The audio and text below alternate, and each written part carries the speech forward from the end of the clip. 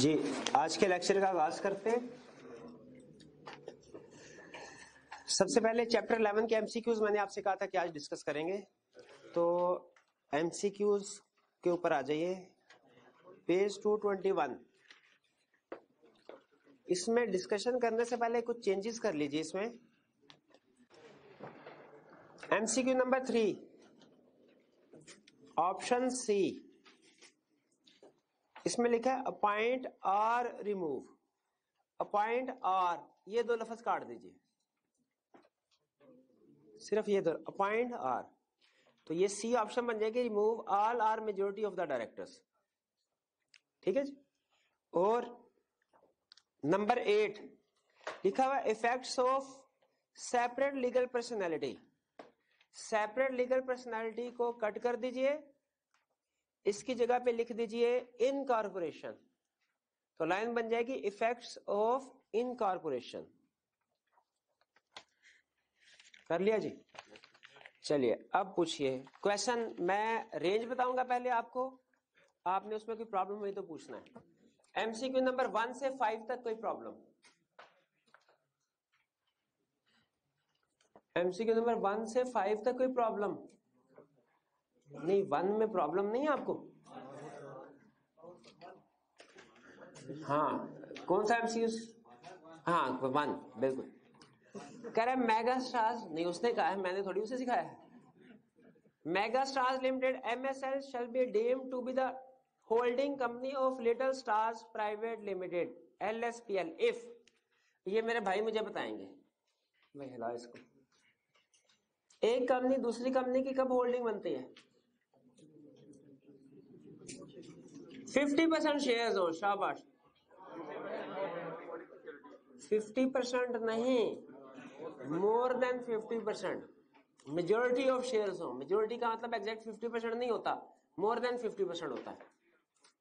और दूसरा तरीका क्या है? वोटिंग तो हो गया ना, वोटिंग पावर्स। शेयर के साथ वोटिंग पावर्स ही होती हैं। मेजोरिटी ऑफ डायरेक्टर्स को क्या करे वो? भाई उनको बोलने दे। मेजोरिटी ऑफ डायरेक्टर्स को अपॉइंट करे कि रिमूव करे कि दोनों?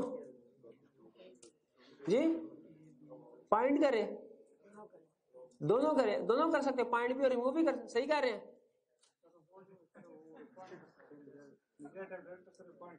मेजोरिटी ऑफ डायरेक्टर पॉइंट कर सकती हो, रिमूव की बात नहीं की उसने, यानी रिमूव करने की पावर ना हो। जब हम कहते हैं कि composition control, board composition control करेगी कोई कंपनी, इसका मतलब क्या होता है? सिर्फ उसके बाद डायरेक्टर्स की अपॉइंटमेंट पावर हो कि रिमूवल पावर भी हो? पढ़ते नहीं अल्लाह, क्या लिखा क्या नहीं लिखा हुआ। होल्डिंग इक्वल टू 50% कह रहे थे भाई, इसीलिए तो इन्होंने AMCQ को करेक्ट किया होगा, है ना। MSL owns 50% share of LSPL and by virtue of such investment MSL has nominated 3 directors out of 6 directors on board of LSPL। क्या कर सकते हैं? नहीं कर सकते। 50% पे नहीं, मेजोरिटी पे। मेजोरिटी 50% से ज्यादा को कहते हैं, तो ये ऑप्शन गलत है। MSL and one of its associated companies own 45% and 10% voting shares of LSPL respectively। 45 और 10 को ऐड कर दे, 55 बन जाएगा। नहीं, डायरेक्टली और इनडायरेक्टली शेयर होल्डिंग होती है, लेकिन थ्रू सब्सिडरीज है। अगर MSL के पास 45 होते और इसकी कोई सब्सिडरी होती जिसके पास इससे 10% शेयर होते, फिर हम कहते ये दोनों ऐड होके 55 हो गई, मेजोरिटी ऑफ शेयर होल्डिंग फिर आती। अभी नहीं है, एसोसिएटेड कंपनीज को ऐड नहीं करना। ठीक है, तो इसका मतलब है इस केस में भी वो होल्डिंग कंपनी नहीं बनी। जी समझ नहीं आई? अभी समझाते हैं।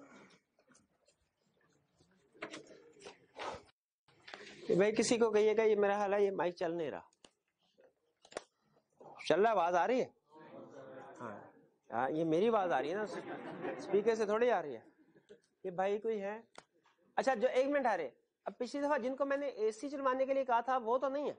हाँ, फिर आप चले जाए। वो काम सारे क्लास में नहीं हुआ था। चलो जी, ये लीजिए, ये है कंपनी ए, ये है कंपनी बी, ये है कंपनी सी। ए के पास बी के 50%, सॉरी 55%, बी के पास सी के 60%। होल्डिंग सब्सिडरी है, ये शेयर्स की बात कर रहा हूं, वोटिंग पावर। बी और सी होल्डिंग सब्सिडरी हैं, ए और सी होल्डिंग सब्सिडरी हैं, बिल्कुल है। अब अगर ए के पास 45 है %, बी के पास 10% है सी के, क्या ये होल्डिंग सब्सिडरी बने?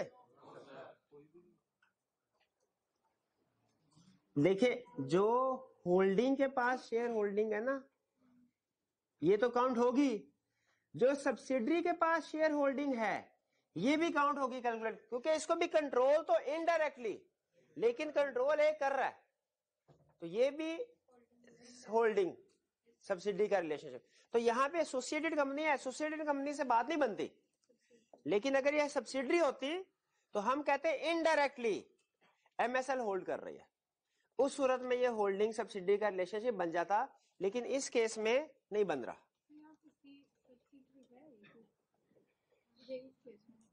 हाँ, इस केस में सी सब्सिडरी है, इनडायरेक्टली ओन कर रहे हैं ना, 45 + 10, ये इसकी सब्सिडरी, सॉरी नहीं, इसको छोड़ दें, इस कंसेप्ट को छोड़ दें, ये कंसेप्ट मुश्किल हो जाएगा। सिंपल एसोसिएटेड कंपनी की शेयर होल्डिंग को आपने इंक्लूड नहीं करना, ठीक है। बी और सी की वो नहीं बनती, बी और सी आपस में होल्डिंग सब्सिडरी नहीं है, लेकिन अगर सब्सिडरी के पास शेयर्स हो तो उसको फिर हम स्टेटस डिटरमिन करने के लिए इंक्लूड करते हैं। लेकिन इस कंसेप्ट को छोड़ दीजिए, आप सिर्फ जिसका उसने क्वेश्चन टेस्ट किया है उसके ऊपर फोकस कीजिए कि एमएसएल और उसकी एसोसिएटेड कंपनी के पास शेयर होल्डिंग है, इनको ऐड नहीं करेंगे, सी में भी सिमिलर 30 and 35% वोटिंग सिक्योरिटीज है, and by virtue of such investment both companies have nominated 2 directors each out of 6 directors on the board of LSPL. जी बिल्कुल। अब next D, MSL owns 5% voting shares in LSPL. However, LSPL's other shareholding having 60% voting shares have empowered MSL to appoint 4 directors out of 6 directors of LSPL. अब share holding की base पे अगर देखें, share holding की base पे तो ये कोई रिलेशनशिप नहीं बनता इनका, लेकिन अगर डायरेक्टर्स की बेस पे देखें तो मेजॉरिटी ऑफ डायरेक्टर्स ये अपॉइंट करने की पावर इनके पास आ गई। तो बताइए इस केस में होल्डिंग सब्सिडी बन गई कि नहीं? बिल्कुल बन गई। तो करेक्ट ऑप्शन हमारी हुई डी। जी, और कोई क्वेश्चन 1 से 5 तक? जी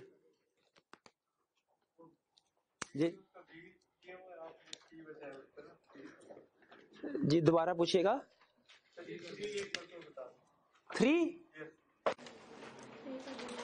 3 का क्या बता दूं जो मैंने करेक्शन करवाई है? करेक्शन में ऑप्शन सी है ना, सी, उसके पहले 2 अल्फाज काट दीजिए, अपॉइंट और। क्लियर हो गया जी? और की क्वेश्चन? 1 से 6 से 10 तक कोई problem?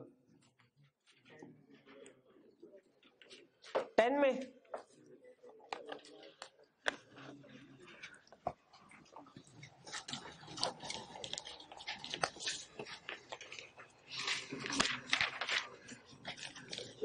if a limited company is unable to pay its debts, it may be forced into liquidation. हाँ बिल्कुल, लिक्विडेशन का मतलब बैंकरप्ट हो गई, वो वाइंड अप हो गई।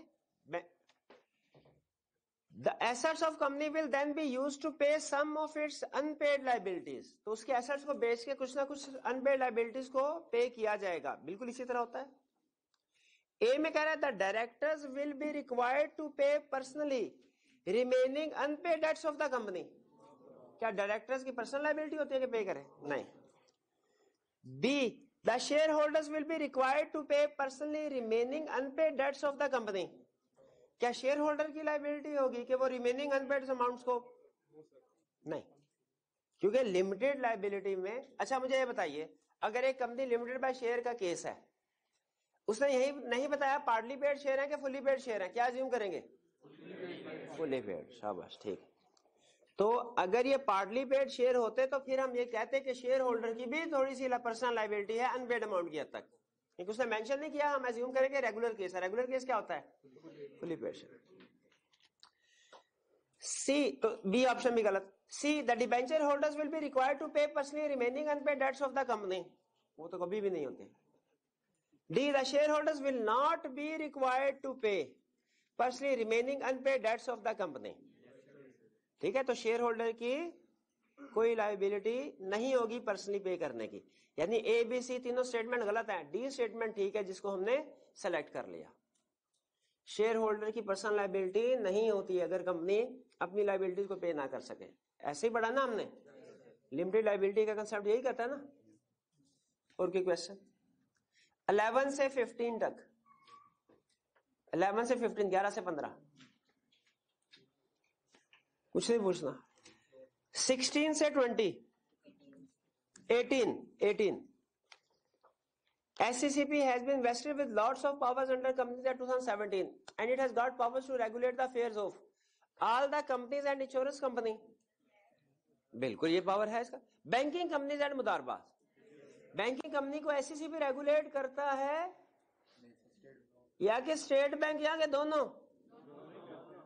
एक बैंक भी एक कंपनी होती है ना, तो एज कंपनी उसे SCCP भी रेगुलेट करता है और एज बैंक उसे स्टेट बैंक भी करता है। तो और नॉन बैंकिंग फाइनेंस कंपनीज, इनको भी रेगुलेट करता है। तो D, non banking finance company ऐसी कंपनी जैसे मुदारबा company, leasing companies, investment companies जो बेसिकली लोगों को इन्वेस्टमेंट प्रोवाइड करते हैं, ये होती है। बैंक नहीं होते लेकिन फाइनेंस यानी पैसों में लेन देन करते हैं, इन्हें कहते हैं नॉन बैंकिंग फाइनेंस कंपनी। है फाइनेंस कंपनी, नहीं पैसों में डीलिंग करते हैं लेकिन बैंक नहीं है। बैंक में और नॉन बैंकिंग फाइनेंस कंपनी में बेसिक डिफरेंस सिर्फ एक होता है, बैंक चेक बुक इशू करते हैं, non banking finance company cheque book issue नहीं करते, ये अकाउंट्स वगैरह नहीं ओपन करते। तो इसमें करेक्ट ऑप्शन क्या हुई हमारी? डी। और कोई question? 19, registration of companies excuse registration of constitution, that is articles, memorandum.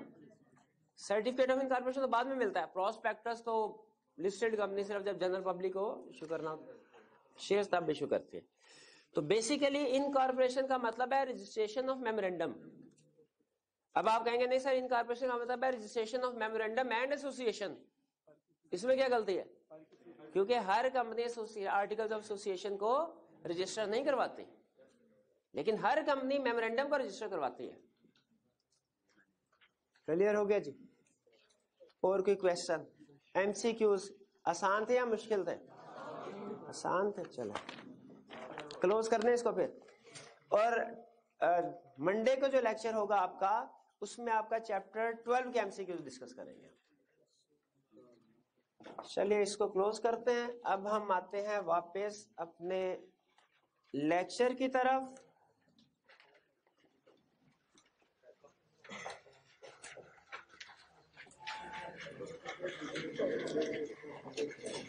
जी, सबसे पहले लेक्चर में कोई क्वेश्चन पूछना चाहते हो प्रीवियस लेक्चर में पूछ लीजिए।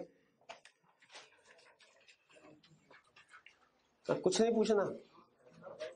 जी पूछिए।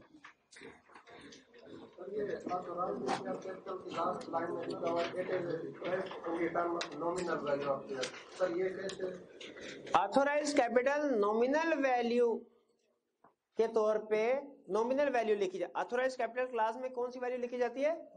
नॉमिनल वैल्यू का मतलब फेस वैल्यू, यानी जो उसके ऊपर प्रिंटेड होती है। जब शेयर स्टॉक एक्सचेंज में सेल परचेज हो रहे होते हैं तो उनकी स्टॉक एक्सचेंज में वैल्यू कुछ और होती है, उसे कहते हैं मार्केट वैल्यू। ठीक है, जैसे आपको बताया था प्राइस बॉन्ड की फेस वैल्यू 1000 है, लेकिन अगर उसमें 10,000 का इनाम निकल आया, उसकी फेस वैल्यू 1000 ही है, लेकिन उसकी मार्केट वैल्यू कितनी होगी? 11,000।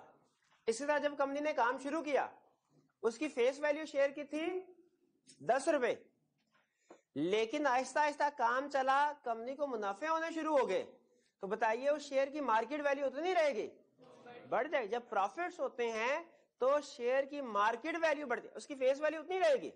वो तो जो छप गई सो छप गई, लेकिन उसकी मार्केट वैल्यू बढ़ जाती है। और जब लॉस होते हैं मार्केट वैल्यू गिर जाती है, कम हो जाती है।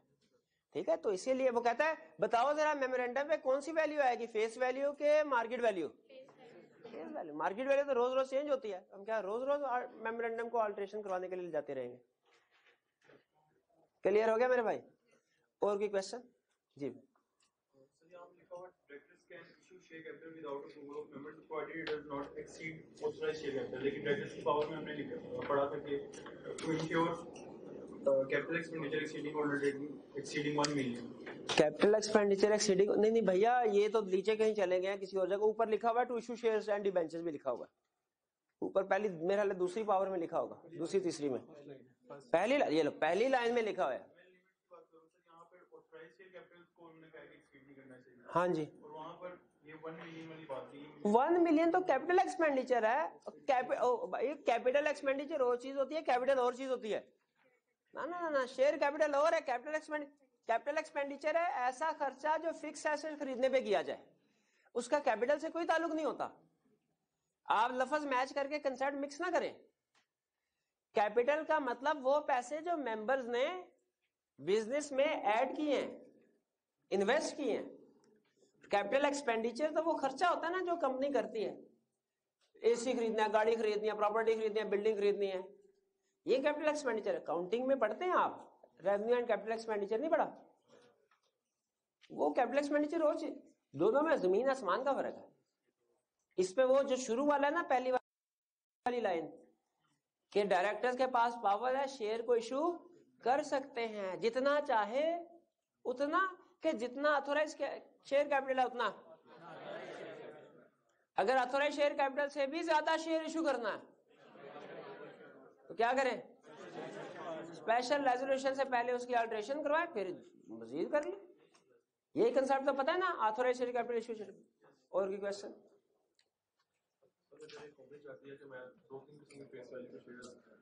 क्या एक कंपनी अगर ये चाहती है मैं 2-3 किस्म के शेयर डिफरेंट फेस वैल्यू के इशू कर दूं, क्या कर सकती है? यस कर सकती है।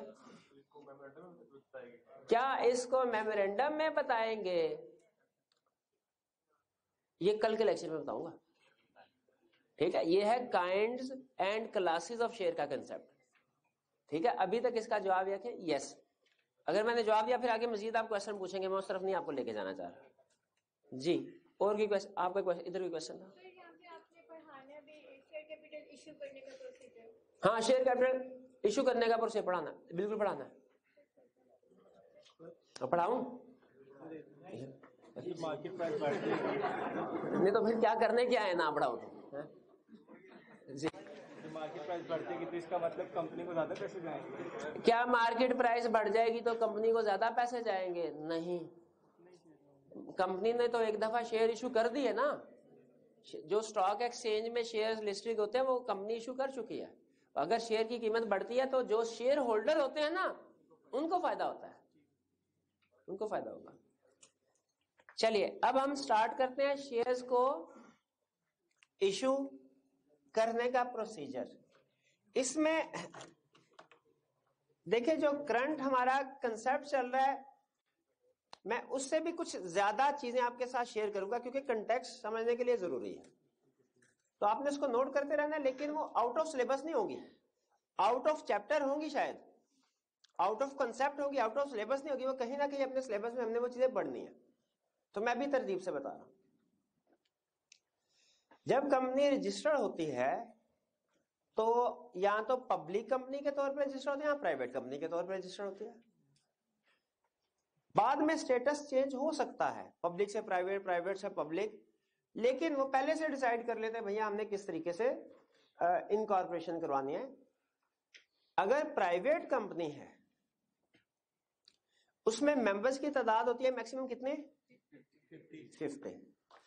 और वो जनरल पब्लिक को शेयर इशू नहीं कर, याद है, right to transfer shares is restricted.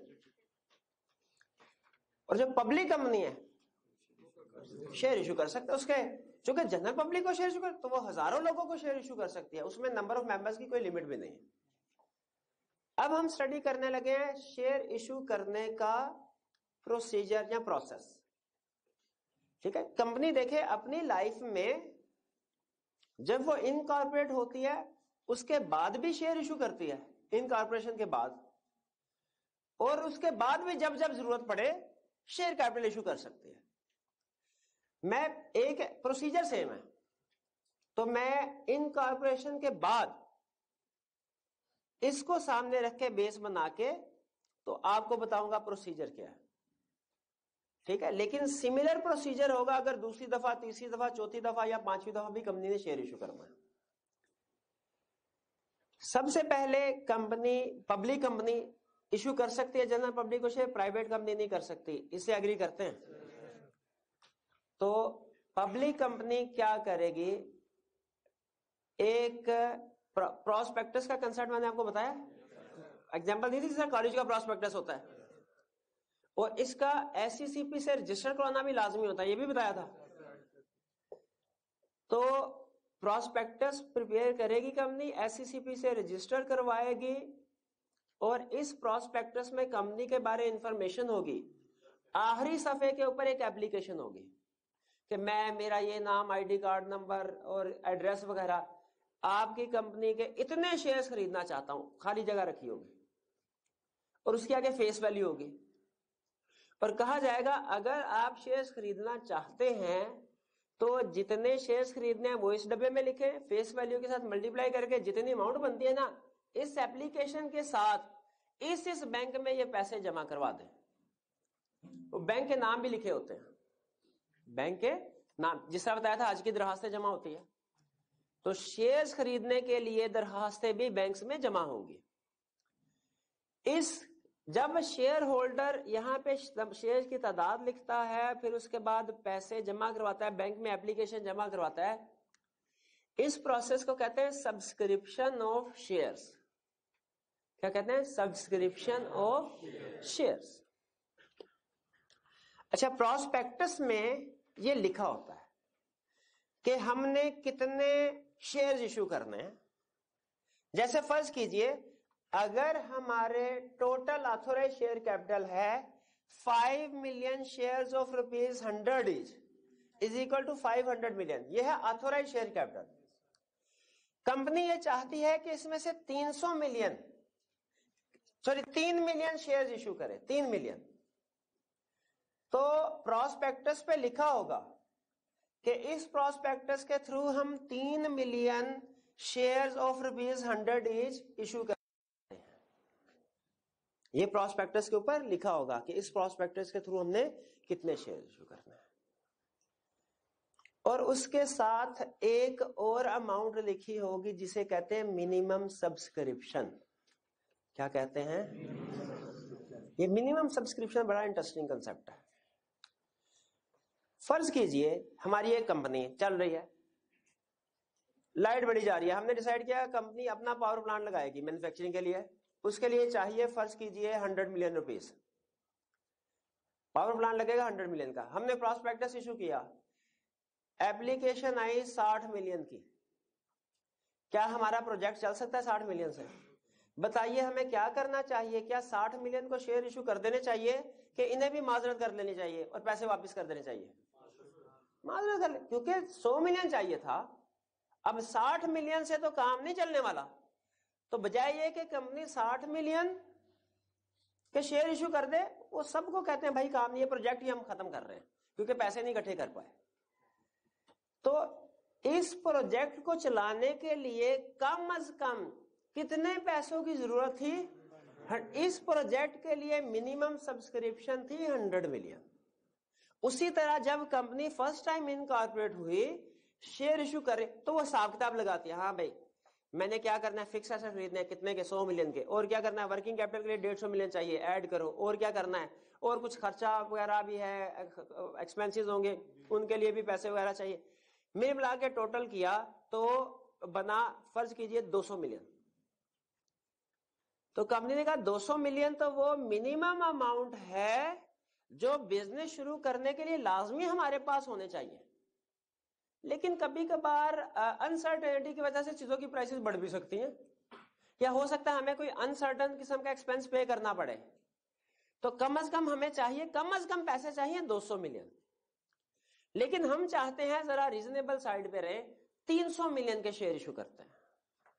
तो प्रोस्पेक्टस पे लिखा जाएगा कि इस प्रोस्पेक्टस के थ्रू टोटल कितने शेयर इशू करने हैं, 300 मिलियन। लेकिन साथ ही लिखा जाएगा मिनिमम सब्सक्रिप्शन है 200 मिलियन, ताकि इन्वेस्टर को पता चल जाए कि भाईजान अगर 200 मिलियन से नीचे की एप्लीकेशन आई ना, जो सब्सक्रिप्शन लेस देन 200 मिलियन की हुई, तो हम शेयर्स को अलॉट ही नहीं करेंगे, इशू ही नहीं करेंगे, सबको पैसे वापस कर दिए जाएंगे। हाँ, अगर सब्सक्रिप्शन जो है 150 की बजाय 250 मिलियन की होती है, अब क्या करें, क्या अभी वापस कर देंगे? क्योंकि अब हमारा काम चल गया, अब मिनिमम सब्सक्रिप्शन पूरी हो गई, अब शेयर्स इशू किए जाएंगे। ठीक है, शेयर इशू किए जाएंगे। लेकिन मुझे बताइए, क्या अब ये डिसाइड करने की जरूरत है कि किसको शेयर इशू करें, किसको ना करें? भाई गवर्नमेंट ने कहा कि कोटा है 20,000 बंदों का, हज का कोटा है, एप्लीकेशन आई 16,000 की, क्या कुरानदाजी होगी? नहीं होगी। और अगर एप्लीकेशन है 24,000 की, फिर कुरानदाजी होगी ना, फिर कुरानदाजी होगी। और फर्ज कीजिए एप्लीकेशन आती है, फर्ज कीजिए मिसाल के तौर पे, खुदा ना खास्ता, फर्ज एप्लीकेशन आती है 10 बंदों की, और गवर्नमेंट कहेगी भाई ये तो जहाज की सीटें पूरी नहीं हुई, इस दफा हम नहीं कुछ सर्विस प्रोवाइड कर रहे, इस दफा सारे प्राइवेट तरीके से हज करें।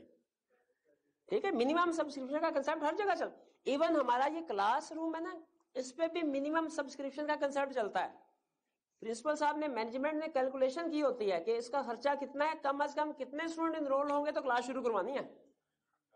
अगर वो उससे कम हो, नहीं 50 तो बहुत ज्यादा है, हाँ कोई 10-12 के करीब होते हैं कि मिनिमम होता है ना, मिनिमम के इतने के स्टूडेंट हो गए तो फिर क्लास शुरू करवा देंगे, बाकी आस्ते आस्ते ऐड होते रहेंगे।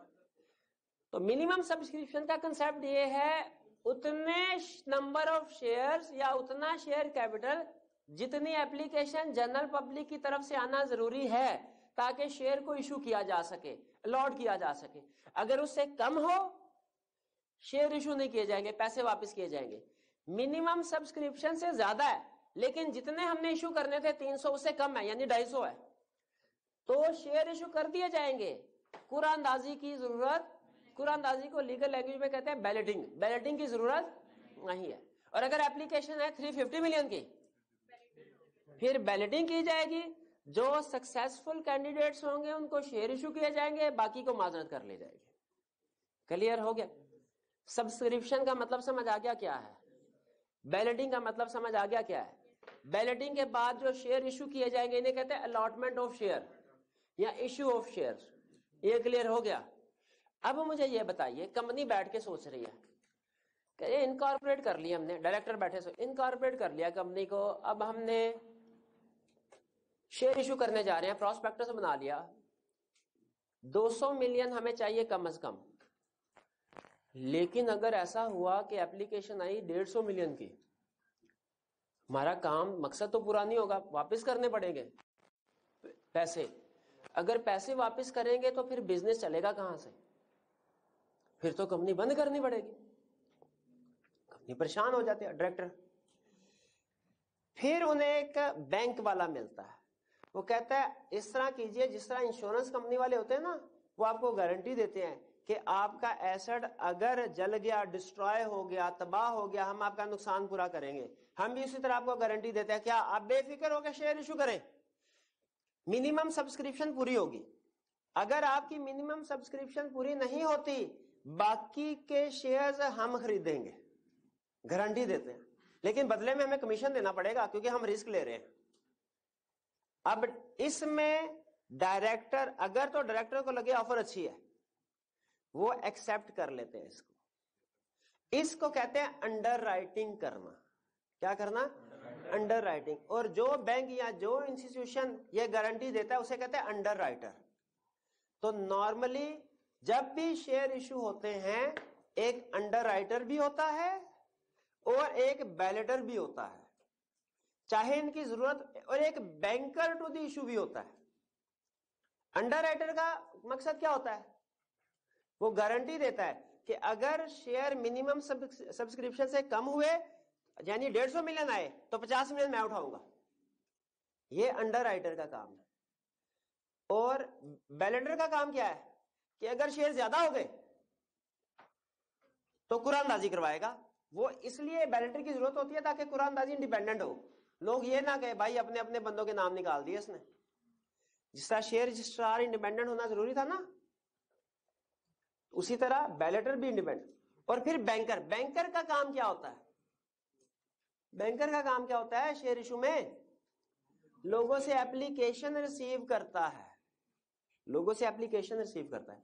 तो ये कुछ पार्टीज होती है जो कंपनी को हेल्प करती है शेयर इशू करने में। यहां तक बात क्लियर हो गई? अच्छा जी, banker, banker to the issue. 3 terms बताई, underwriter, balloter, BALLO TER कर लें, अंडर राइटर और बैंकर टू द इशू। यहां तक क्लियर? अब पब्लिक कंपनी ने शेयर इशू कर दिए तो लोगों के पास चले गए शेयर्स, कंपनी के पास क्या आ गए? पैसे आ गए। ठीक है, तो ये ब्रीफ प्रोसेस है शेयर इशू करने का। यहां तक क्लियर है? चलिए, ये कल हमारा एक रह गया था कंसेप्ट, वो आज हमने डिस्कस कर लिया। अब आज के कंसेप्ट की तरफ चलें। आज एक कंसेप्ट तो राइट्स एंड लायबिलिटीज आपको करवाना है, लेकिन मैं चाह रहा हूं एक दूसरा कंसेप्ट भी साथ में ऐड हो जाए कि शेयर होल्डर और मेंबर में क्या फर्क है। कंसेप्ट क्या है? शेयर होल्डर और मेंबर में क्या फर्क है? तो मेंबर बनने के 3 तरीके हैं। आप किसी भी कंपनी का मेंबर बनना चाहते हैं, इसके 3 तरीके हैं। पहला तरीका क्या है? आप उसके मेमोरेंडम को सब्सक्राइब कर दें, तो जैसे ही मेमोरेंडम रजिस्टर होगा आप ऑटोमेटिकली कंपनी के मेंबर बन जाएंगे। पहला तरीका तो ये। और फिर उसके बाद आपको पता है कि विद इन 30 डेज आपको अमाउंट पे करना पड़ती है। पहला तरीका ये। अच्छा, ये तो हुआ at time of incorporation. Incorporation के बाद मेंबर बनने का तरीका है कोई? बिल्कुल है। क्या करें? डिपेंड करता है कंपनी लिमिटेड बाय शेयर है कि कंपनी लिमिटेड बाय गारंटी है। कंपनी लिमिटेड बाय शेयर है तो उसके शेयर्स खरीद लें। लिमिटेड बाय गारंटी है तो आप एक अमाउंट की गारंटी दे दें कि हम इतनी गारंटी देते हैं, और वो मेमोरेंडम में लिखा जाएगा ए ने इतनी गारंटी दी, बी ने इतनी, सी ने इतनी दी। अगर आप गारंटर बन जाते हैं किसमें? कंपनी लिमिटेड बाय गारंटी में, तो आप मेंबर बन गए। इसका मतलब ये हुआ टर्म मेंबर जो है ये एक कंप्रीहेंसिव टर्म है। हर शेयर होल्डर मेंबर होता है लेकिन हर मेंबर शेयर होल्डर नहीं होता। एग्जाम में क्वेश्चन आ गया, क्या शेयर होल्डर बने बगैर मेंबर बना जा सकता है? कोई से 2 तरीके बताइए। हम कहेंगे 2 ही तो हैं, एक सब्सक्राइबर बन जाए और दूसरा guarantor. Company limited by guarantee में आप एग्री कर लें amount to contribute in the event of asset in the event of its winding up. ये मेंबर में और शेयर होल्डर में फर्क समझ आ गया? अच्छा, गारंटर हमने लिमिटेड बाय गारंटी पढ़ा था पहले, कंसेप्ट याद है? तो उसमें याद होगा कि जिस दिन कोई मेंबर लिमिटेड बाय गारंटी में, जिस दिन मेंबर उस कंपनी को छोड़ देता है उसके बाद वो कंपनी के डेट्स के लिए लायबल,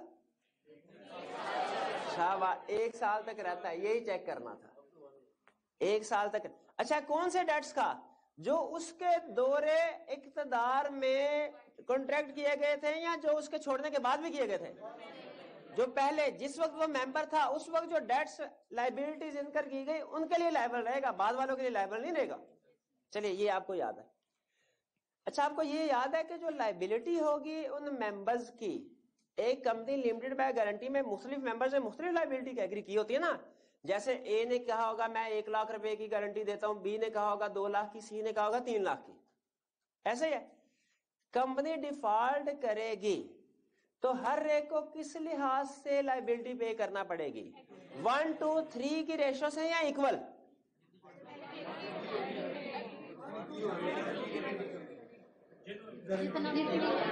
सुन ले, ये लायबिलिटी हो। अच्छा, फर्ज कीजिए कंपनी डिफॉल्ट करती है और 1 लाख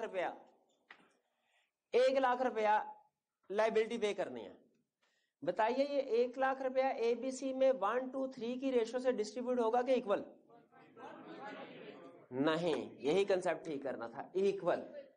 जो बंदा गारंटी देता है, अगर एक से ज्यादा लोग गारंटी दे तो उनकी लायबिलिटी होती है equal up to agreed, equal to agreed. जो गारंटर्स होते हैं उनकी लायबिलिटी क्या होती है? Equal up to agreed. इसका मतलब क्या है? इसका मतलब ये है, एक ने 1 लाख, दूसरे ने 2 लाख, सी ने 3 लाख कहा, कंपनी ने डिफॉल्ट किया, 1 लाख की लायबिलिटी रिमेनिंग है जो पे करनी है। ए बी सी तीनों 33,333 रुपए लाएंगे, लायबिलिटी है इक्वल। लेकिन अगर कंपनी डिफॉल्ट करती है और 4 लाख रुपया पे करना पड़ता है, अब अगर इक्वल करें तो आएगा 1,33,333 हर एक को। लेकिन एक कहेगा भाई मैंने तो मैक्सिमम अमाउंट 1 लाख की दी हुई है, तो अब इसका मतलब है ए को कितने पैसे पे करने पड़ेंगे? बाकी का 3 लाख कैसे होगा? बी और सी में इक्वल, 1.5 लाख उसको, 1.5 लाख इसको। समझ आया? इक्वल अप टू एग्रीड का मतलब। और अगर फर्ज कीजिए कंपनी डिफॉल्ट करती है और 5 लाख पे करना है, अब इक्वल करें तो वो कितना आएगा? 1,67,000 तकरीबन इतना। ठीक है, तो ए क्या कहेगा? मेरी तो मैक्स ए निकल गया, बाकी लायबिलिटी रह गई 4 लाख। अब दोनों में 2-2 लाख डिवाइड होगा, और अगर 5.5 होता तो रिमेनिंग लायबिलिटी 4.5 थी। ठीक है, अब ये तो 2.25, लेकिन बी क्या कहता? मैं तो 2 लाख दूंगा। इक्वल लायबिलिटी का रूल क्या है? Equal up to agreed. ये असूल जहन में रखिएगा, ये मर्केंटाइल में भी यूज करना है। तो गारंटर वाला कंसेप्ट याद आ गया? ये केस स्टडी में यूज होंगे कंसेप्ट, दोनों केस स्टडी के प्योर के, इसीलिए मैंने रिवाइज करवाए आपको। आगे चलते हैं। सब्सक्राइबर, शेयर होल्डर, गारंटर में फर्क समझ आ गया? अच्छा मुझे बताइए, शेयर होल्डर कौन है? जो कंपनी का शेयर। अच्छा, अगर शेयर की कई किस्में हैं तो शेयर होल्डर कौन सी वाली किस्म के शेयर होल्डर को शेयर होल्डर कहेंगे? भाई आपके पास किसी भी किस्म के शेयर हैं, आप कंपनी के शेयर होल्डर हैं। ये ना कल मैं आपसे कहूं कि कंपनी के एक शेयर होते हैं ऑर्डिनरी शेयर्स, एक होता है प्रेफरेंस शेयर्स, तो आप कहें सर इसका मतलब है शेयर होल्डर वो होगा जो ऑर्डिनरी शेयर होल्डर है, प्रेफरेंस वाला नहीं। भाई वो भी शेयर ही है, वो भी शेयर, वो किसी भी काइंड के हो, शेयर होल्डर है। अच्छा बताइए, क्या शेयर जो है, शेयर इसकी कैरेक्टरिस्टिक्स डिस्कस करता है, खुसूसियात सारी पड़ी हुई हैं, लेकिन रिवाइज करवा रहा हूं। लॉ कहता है शेयर की कैरेक्टरिस्टिक क्या है? Share is a form of property. Property का क्या मतलब है? प्रॉपर्टी तो कहते हैं बिल्डिंग को, लैंड को। लॉ में प्रॉपर्टी का मतलब क्या होता है? लैंड, बिल्डिंग नहीं, कोई भी एसेट आपका, कोई भी असासा, कोई भी आपका असासा, उसे क्या कहते हैं? प्रॉपर्टी। वो आपकी जो व्हीकल है, लीगल लैंग्वेज में लॉयर कहेगा ये भी आपकी प्रॉपर्टी है। तो share is a form of property, ये समझ आती है? कह रहा है ये ट्रांसफरेबल भी हो सकती है, समझ आती है? शेयर एक से दूसरे को ट्रांसफर हो सकता है। फुली पेड होते हैं नॉर्मली, अनलेस के वो पुरानी कंपनी चल रही हो। डिस्टिंक्टिव नंबर, हर एक का नंबर जो होता है वो फर्क होता है हर शेयर का। यानी अगर आपके पास किसी कंपनी के 1 लाख शेयर्स हैं तो आपको बताया जाता है कि कंपनी का जो शेयर्स नंबर 5,301 से लेके 1,05,300 तक के जो 1 लाख शेयर्स हैं ये आपके नाम पे है। हर जैसे हर नोट का अलग नंबर होता है ना, उसी तरह हर शेयर का भी अलग नंबर होता है। हम जाके कहते हैं भाई ये 1 लाख शेयर रखो अपने पास, वो कहता है फिजिकली लेना है, फिजिकली। हम कहते हैं नहीं, 1 लाख रखो अपने पास, हमें सिर्फ एक सफा दो जो इस बात का सबूत हो कि हम इसके लीगल ओनर है। वो क्या होता है? Share certificate. शाबाश। तो ये एक ही सफा होता है, इसके ऊपर नाम लिखा होता है कौन शेयर होल्डर है, और उसके ऊपर सीरियल नंबर, शेयर्स की तादाद भी लिखी होती है कि इसके 1 लाख शेयर है, इस नंबर से लेके इस नंबर तक। अब फ्यूचर में अगर कभी मैंने 40,000 शेयर भाई को सेल करने हैं, क्या होगा? हमारा आपस में एग्रीमेंट होगा, हम दोनों कंपनी के पास जाएंगे, नहीं, शेयर रजिस्ट्रार के पास जाएंगे और उसे एप्लीकेशन लेके कहेंगे सर ये 40,000 मेरे शेयर, इसको ट्रांसफर कर दो। वो कहेगा अच्छा, एप्लीकेशन लेगा, 1 लाख वाला शेयर सर्टिफिकेट वापस लेगा, कुछ दिन के बाद हमें 2 सर्टिफिकेट दे देगा, एक 40,000 वाला इनके नाम पे, एक 60,000 वाला मेरे नाम पे। तो ये शेयर सर्टिफिकेट जिसके पास है वो इस बात का सबूत है कि कंपनी का मालिक है। ये फिजिकल भी लिया जा सकता है और इलेक्ट्रॉनिकली भी रजिस्टर करवाया जा सकता है। शेयर्स के कैरेक्टरिस्टिक समझ आ गए? बताइए, क्या शेयर के कोई हर एसेट जब आपके पास होता है, आपके राइट्स और लायबिलिटीज होते हैं उसके ऊपर। जैसे आपके पास गाड़ी है, एसेट है, आपका राइट है भाई कहीं पे भी घुमा सकते हैं, उसको लेके जा सकते हैं। लायबिलिटी भी है, क्या हर साल टोकन टैक्स अदा करना पड़ेगा। मुझे बताइए, शेयर के भी कोई राइट्स और लायबिलिटीज हैं? भाई शेयर के, अगर हमारे पास एक कंपनी के शेयर्स है, हमारी उसके ऊपर कोई लायबिलिटी है? क्या लायबिलिटी है? अगर शेयर पार्टली पेड है तो रिमेनिंग अनपेड अमाउंट की लायबिलिटी है। अगर शेयर फुली पेड है, नो लायबिलिटी। क्लियर भाई? ये तो आपने पढ़ा हुआ था, ये कौन सी नई चीज पढ़ी? अब देखें, शायद कोई नई चीज है। क्या शेयर के राइट्स भी होते हैं? क्या राइट्स है? अच्छा, शेयर के राइट्स हो या शेयर होल्डर के राइट्स हो, वो एक ही चीज है। शेयर होल्डर को इसी वजह से राइट्स मिले, उसके पास शेयर है। राइट टू रिसीव डिविडेंड है जी शेयर का। क्या शेयर होल्डर जनरल मीटिंग का नोटिस रिसीव कर सकता है? जनरल मीटिंग को अटेंड कर सकता है? जनरल मीटिंग में वोट कास्ट कर सकता है? फिर से बताइए, ज्यादा है, मैं इसे दोबारा पूछ रहा हूं, क्या शेयर होल्डर जनरल मीटिंग में वोट कास्ट कर सकता है? बिल्कुल कर सकता है। Right to receive notice, right to attend general meeting, right to cast vote, ये तीनों इसके राइट। और क्या राइट इशू और बोनस इशू का राइट है? ये राइट इशू क्या होता है, बोनस इशू क्या होता है, ये सुनना है। पहले मुझे बताइए, क्या ऐसा पॉसिबल है कि कंपनी को प्रॉफिट तो हो, कैश ना हो? प्रॉफिट हो, कैश ना हो, पॉसिबल है कि नहीं? कैसे पॉसिबल है? सारी की सारी सेल अगर क्रेडिट की है, यहां कैश की थी, कैश है लेकिन फिक्स एसेट खरीद ली है, तो शेयर होल्डर कहते हैं ठीक है, डायरेक्टर को आपने कंपनी चलानी थी, फैसला किया क्रेडिट सेल करनी है, फिक्स एसेट खरीदने हैं, हमारा क्या कसूर है? हमें भी तो कोई माल पानी चाहिए ना हर साल, और डिविडेंड किधर? डायरेक्टर ने कहा अच्छा सर जी, इस तरह करते हैं, हम शेयर इशू कर देते हैं आपको। क्या कर देते हैं? शेयर इशू कर देते हैं। आप स्टॉक एक्सचेंज में जाइए और ये जो हमने आपको फर्दर शेयर इशू किए हैं ना, उधर बिक रहे होंगे मार्केट प्राइस पे, उधर बेचें और अपने पैसे जेब में डाल के घर जाए। अब देखें, कंपनी का काम भी हो गया, क्या डिविडेंड पे कर दिया, कैश नहीं था, फिर भी डिविडेंड पे कर दिया, और शेयर होल्डर का काम भी हो गया, क्या डिविडेंड मिल गया। जब शेयर्स को इशू किया जाता है डिविडेंड पे करने के लिए, इसे कहते हैं बोनस इशू। बोनस इशू का मतलब क्या है? शेयर को इशू करना विदाउट रिसीविंग कैश, ताकि शेयर होल्डर को उनका डिविडेंड पे हो जाए। ये बात समझ आई? बोनस इशू से कहते हैं, बोनस इशू एक कंसेप्ट। तो मुझे बताइए, क्या अगर कंपनी शेयर इशू कर, बोनस इशू करेगी, शेयर होल्डर का राइट्स है कि जाके उनसे कहे जी वो जो शेयर्स आप बोनस के तौर पे इशू कर रहे हैं ना, बोनस मतलब फ्री में, मुझे भी दीजिए? शेयर होल्डर का राइट है कि नहीं है? बिल्कुल है। वो फिर क्या करेगा? मार्केट से जाके बेच के पैसे खड़े कर लेगा अपने। बोनस इशू समझ में आया? एक होता है राइट इशू। बोनस इशू और राइट इशू में फर्क है। राइट इशू के, मुझे ये बताइए, अगर आपने फर्ज कीजिए किसी बंदे ने अपना घर बेचना है, वो फौरन डीलर को जाके कहेगा भाई इस घर की बोली, या पहला हक हमसायों का होता है, वो हमसाया से पूछे कि भाई आपने घर खरीदना है कि नहीं, पूछेगा उनसे। और अगर कोई हमसाया कहता है कि हमने खरीदना है, तो फिर हो सकता है उसको थोड़ा 1-2 लाख डिस्काउंट भी कर दे कि यार अच्छा टाइम हमने साथ गुजारा है, दुख सुख में एक दूसरे के काम है, चलो इसको रायत। हमसाये के खूब होते हैं बड़े। अगर हमसाया कि नहीं मैंने नहीं खरीदना, फिर मार्केट में जाएगा वो, नॉर्मली इसी तरह होता है ना। मुझे बताइए, अगर कंपनी ने एक दफा शेयर इशू कर दिए, उसके बाद दोबारा शेयर इशू करने हैं, डायरेक्ट पहले मार्केट में चले जाए कि पहले एग्जिस्टिंग शेयर होल्डर से पूछे?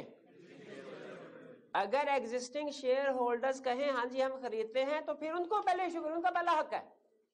अगर वो कहते हैं नहीं फिर मार्केट में जाए। तो याद रखे ये राइट, शेयर होल्डर का ये राइट, कौन सा राइट? कि जब कभी न्यू शेयर इशू किए जाएंगे पहले उनसे पूछा जाएगा कि आपने शेयर खरीदने हैं तो आपको दे देते हैं। इसको कहते हैं राइट इशू। इसको क्या कहते हैं? Right issue. और राइट इशू में नॉर्मली थोड़ा सा डिस्काउंट दिया जाता है इनको, क्योंकि एग्जिस्टिंग शेयर होल्डर ने इनको डिस्काउंट दिया। तो राइट इशू और बोनस इशू में फर्क समझ आया? राइट इशू का मतलब क्या है? कंपनी दोनों में, अच्छा फर्क क्या है दोनों में? दोनों में शेयर इशू हो रहे हैं, फर्क क्या है? यहां पे फ्री के शेयर इशू हो रहे हैं। क्यों फ्री के? डिविडेंड के तौर पे। यहां पे पैसे लिए जा रहे हैं लेकिन थोड़ा से कम रेट में डिस्काउंट करके। तो ये राइट इशू शेयर होल्डर का राइट है कि नहीं है? बोनस इशू शेयर होल्डर का राइट है कि नहीं है? बिल्कुल है। ये हो गया राइट। तो हम इस नतीजे पे पहुंचे, पहले हमने ये सीखा कि मेंबर बनने के 3 तरीके हैं, सब्सक्राइबर, गारंटर और शेयर होल्डर। फिर हमने देखा शेयर होल्डर है तो उसके कुछ राइट्स हैं, कुछ लाइबिलिटीज हैं। लाइबिलिटीज हमने देखी क्या होगा, राइट्स देखे क्या है। राइट्स एग्जाम में 2-3 नंबर के साथ पूछे, लिख लेंगे। अगला कंसेप्ट मेरा जो नेक्स्ट लेक्चर की बेस बनेगा, क्या इन राइट्स को, अच्छा हमने आर्टिकल्स के कंटेंट्स पढ़े हुए हैं। आर्टिकल में क्या क्या चीजें लिखी जाएंगी, वो लिस्ट बड़ी थी, मैंने कहा था याद कर लीजिएगा।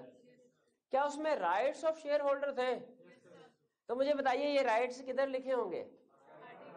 आर्टिकल्स में। क्या इन राइट्स को वेरी किया जा सकता है? फिर बताइए क्या इन राइट्स को चेंज किया जा सकता है? बिल्कुल किया जा सकता है। ठीक है, अभी ये नहीं बता रहा कैसे किया जा सकता है, लेकिन शायद अगर लॉ को समझ लेना आप तो ये बता सकें कि कैसे किया जाएगा, स्पेशल रेजोल्यूशन के जरिए से। ठीक है, अच्छा ये कंसेप्ट क्लियर। आगे इधर आते हैं। Share capital. Share capital, authorise share capital कहां लिखा होता है? मेमोरेंडम में। और किस तरह लिखा होता है? सिर्फ 500 मिलियन लिखा होगा कि पूरी लाइन? यानी नंबर ऑफ फेस वैल्यू और total capital. Share, face value, share capital. क्या ऑथोराइज शेयर कैपिटल क्लास को चेंज किया जा सकता है? कैसे? सिंपल, स्पेशल है। लॉ कहता है पहले आपके आर्टिकल्स में ये पावर होनी चाहिए, आर्टिकल में परमिशन होनी चाहिए कि आप जरूरत के वक्त शेयर कैपिटल को चेंज कर सकते हैं, शेयर कैपिटल क्लास को। ये एक फॉर्मेलिटी है कि आर्टिकल्स में पावर। अगर आर्टिकल्स में ये ना लिखा हो कि जरूरत के वक्त शेयर कैपिटल क्लास को चेंज किया जा सकता है, तो फिर पहले आर्टिकल्स को चेंज करते हैं। आर्टिकल्स में ये लिखेंगे कि जरूरत के वक्त शेयर कैपिटल क्लास को चेंज किया जा सकता है। आर्टिकल्स में पावर होगी तो फिर मेमोरेंडम को चेंज करेंगे, डायरेक्ट नहीं। ये सिर्फ ऑथोराइज शेयर कैपिटल क्लास को चेंज करने के लिए है। नेम क्लास को चेंज करना हो तो उसमें हमने ये नहीं पढ़ा था क्या पहले आर्टिकल्स देखो, आर्टिकल्स अलाउ करते हैं कि नहीं। लेकिन शेयर कैपिटल क्लास को चेंज करना है तो पहले हमने आर्टिकल्स को देखना है। अगर आर्टिकल्स में ये पावर दी गई है, ये ऑप्शन दी गई है, फिर स्पेशल रेजोल्यूशन पास करें। अगर पावर नहीं है तो फिर पहले आर्टिकल्स की अल्टरेशन होगी, फिर स्पेशल रेजोल्यूशन पास होगी। आर्टिकल्स की ऑथोराइजेशन है, स्पेशल रेजोल्यूशन पास की, अब क्या करना है? रजिस्ट्रार को इतला देनी है। हाँ, नोटिस फाइल करना। आपको पता है जितनी भी स्पेशल रेजोल्यूशन होती हैं उनका नोटिस रजिस्ट्रार को कितने दिनों में देते हैं? 15 डेज, 30 डेज तो नहीं है, 50। Notice of resolution, notice of alteration कितने दिनों में देना है? 15 डेज में। ये तो हो गया अल्टरेशन का प्रोसीजर क्या है। अब पढ़ते हैं, छोटा सा कंसेप्ट है, अल्टरेशन कितने तरीकों में की जा सकती है। सुनिए, इजी है। ये 500 मिलियन है, इसको 700 में लेके जाया जा सकता है। ये है इंक्रीज, इन शेयर कैपिटल। इसको 300 पे लेके जाया जा सकता है, ये है कैंसल, ये एक दूसरे का अपोजिट है। लेकिन याद रखिए कैंसल आप वो करेंगे जो इशू नहीं हुए। इशूड शेयर कैपिटल को ये नहीं लोगों के पैसे और उन्हें पता चले कैंसिल कर दिया आपने, नहीं नहीं नहीं। अगर ऑथोराइज शेयर कैपिटल 500 है, इशूड 300 है, तो फिर आप 500 से 300 200 को कैंसिल कर सकते हैं। लेकिन जो 300 इशू कर चुके हैं इसको कैंसिल नहीं करना। हाँ, एक कंपनी ऐसी है दुनिया में जो इशूड शेयर कैपिटल को भी कैंसिल कर सकती है, बाय बैक कर सकती है। वो मैंने नहीं आपको बताना कि वो लिस्टेड कंपनी है, और मैंने ये भी नहीं बताना कि वो कमीशन की इजाजत से कर सकती है, क्योंकि हमारे सिलेबस में है सिर्फ इतना कंसेप्ट कि लिस्टेड कंपनी बाय बैक कर सकती है। इससे ज्यादा नहीं सोचना हमने। पहले कभी किसी जमाने में हमारे सिलेबस में होता था रूल्स भी कि किन रूल्स के मुताबिक बाय बैक करेगी, वो कमीशन ने बताया होते थे, हमने उसकी तरफ नहीं जाना। इंक्रीज और कैंसिल का मतलब समझ आ गया? क्या ऐसा पॉसिबल है कि ये तो 500 का 500 ही रहे फिर भी ऑथोराइज कैपिटल क्लास चेंज हो जाए? क्या ये पॉसिबल है? ये कैसे पॉसिबल है? शाबाश, फेस वैल्यू को चेंज कर दें। अगर फेस वैल्यू को बढ़ा के 1000 कर देते हैं तो इधर आपको 5 मिलियन की बजाय 5 लाख 0.5 मिलियन करना पड़ेगा, 0.5 मिलियन करना पड़ेगा। अगर आप टोटल 500 ही रहेगा। अगर आप ये काम करते हैं ना तो इसको हम कहेंगे आपने कंसोलिडेट कर दिया। क्या कर दिया? कैसे? आपने 10, टेक्निकली स्पीकिंग आपने 10 शेयर्स का एक शेयर बना दिया, 10 शेयर का एक शेयर बना दिया। लेकिन एक और तरीका भी है जिससे टोटल तो सेम रहेगा, ये कंपोजिशन चेंज हो जाएगी। वो क्या तरीका है? इसको 100 की बजाय 10 कर दें और इसको 50 मिलियन कर दें। ये आपने क्या किया? क्या आपने शेयर्स को यहां पे अब इकट्ठा कंसोलिडेट कर दिया, ऐड कर दी, कि इनको डिवाइड कर दिया, सब डिवाइड कर दिया? आप कंसोलिडेट करके लार्जर अमाउंट का शेयर भी बना सकते हैं, आप सब डिवाइड करके स्मॉलर अमाउंट का शेयर भी बता सकते हैं। क्लियर हो गया? आखिरी क्वेश्चन पूछूं, इसके जो राइट्स होंगे, देखें चेंज से पहले रूल ये था एक वोट का, एक शेयर का एक वोट। रूल क्या था? एक शेयर का एक। जब ये कंपोजिशन चेंज हुई, ठीक है, तो मेरे पास पहले एक ही शेयर था और एक ही वोट था। जब इसको सब डिवाइड करके 10 रुपए के 10 शेयर बना दिए, मैं तो खुश हो गया। क्यों? मैंने कहा 100 रुपए का था तो एक शेयर का एक वोट था, अब 10 हो गया है तो मेरे 10 वोट हो गए। भाई 10 नहीं हो गए? टोटल चाहे सेम है, वोट असूल क्या था? एक शेयर का एक वोट। अब मेरे पास सब डिवाइड जब हुए तो 10 शेयर हो गए ना, तो 10 वोट नहीं आ गए। ला कहता ना ना ऐसे ना करो, ऐसे किया ना, अभी आपको लगेगा ऐसे किया तो मसला कोई नहीं है क्योंकि सबका चेंज हो रहा होगा। लेकिन अगर कोई दूसरी काइंड या क्लास ऑफ शेयर है वो तो मारे जाएंगे। वो तो हो सकता है इसमें कोई ऐसे भी शेयर हो, भाई ने क्वेश्चन पूछा था कि क्या डिफरेंट फेस वैल्यू के हो सकता है, करीब 50 वाले हुए, वो तो फौरन ही इफेक्ट हो जाएंगे।